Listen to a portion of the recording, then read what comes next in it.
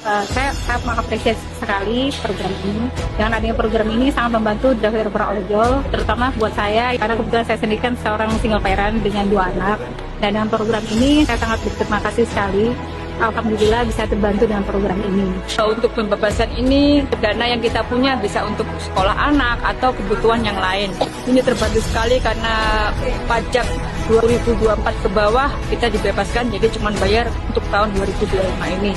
Terima kasih buat Bu Gubernur yang telah memberi keringanan pajak kendaraan bermotor yang sebetulnya sangat berat sekali buat kami karena saat ini memang banyak sekali kebutuhan yang tidak hanya membayar pajak atau apa, tapi saat ini banyak sekali kebutuhan untuk sekolah, untuk perekonomian atau untuk sehari-hari. Jadi kami sangat berterima kasih dengan program ini. Terima kasih Bu Gubernur.